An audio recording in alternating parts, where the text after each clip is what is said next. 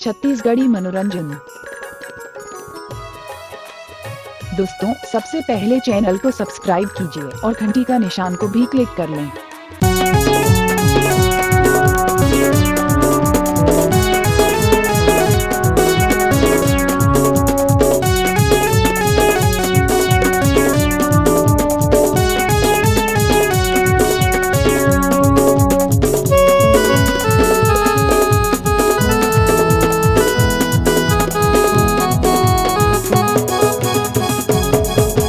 खबर खड़े है चुपचाप आना नाच ले गालना। आज दिन हवै रे खास आना नाच ले गालना। संग संग वारी संग मजा उड़ा ले, संग संग वारी संग मजा उड़ा ले। जिंदगी भर के गम भुला लेना। आज दिन हवै रे खास आना नाच ले गालना। हल्का पर खड़े है चुपचाप आना नाच ले गालना।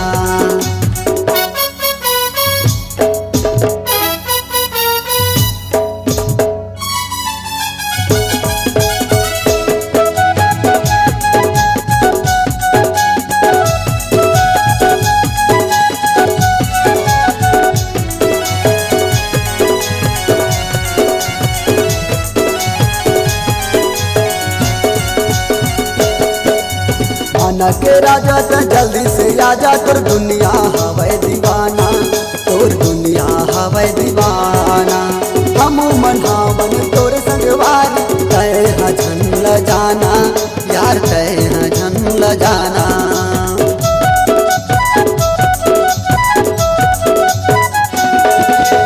आना के राजा तो जल्दी से आजा, तोर दुनिया हवै दीवाना, तोर दुनिया हवै दीवाना। हमू मनावन तोर संगवारी तय हजन ल जाना, यार तय हजन ल जाना। आज हो जाना तय बिंदास, आज हो जाना तय बिंदास आना नाच ले गालना। आज दिन हवै रे खास आना नाच ले गालना।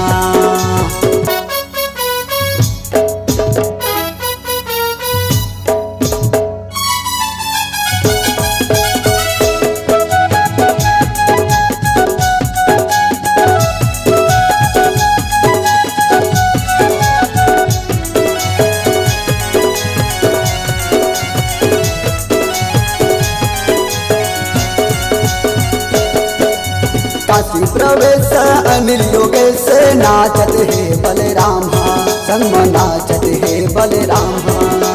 दिसंबर यौ राजेश श्रीवास्तव गावे बने बने गाना, गावे बने बने गाना।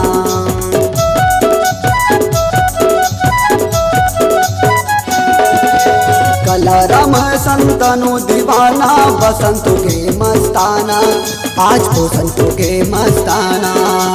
संजय सागर ला कह सकी मानी मानक लले के आना, जाना मानक लले के आना।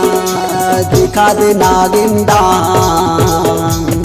चलना, दिखा दे नागिंदा आना नाच ले गालना। चलना दिखा दे नागिंदा आना नाच ले गालना। संग संग वारी संग मजा उड़ा ले, संग संग वारी संग मजा उड़ा ले। जिंदगी भर के गम भुला ले, संग संग वारी संग मजा उड़ा ले। जिंदगी भर के गम भुला लेना।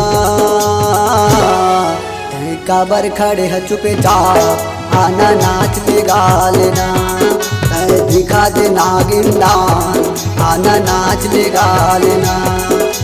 दिखा दे डिस्को डांस आना नाच ले गालना। तय दिखा दे बिहार डांस आना नाच ले गालना।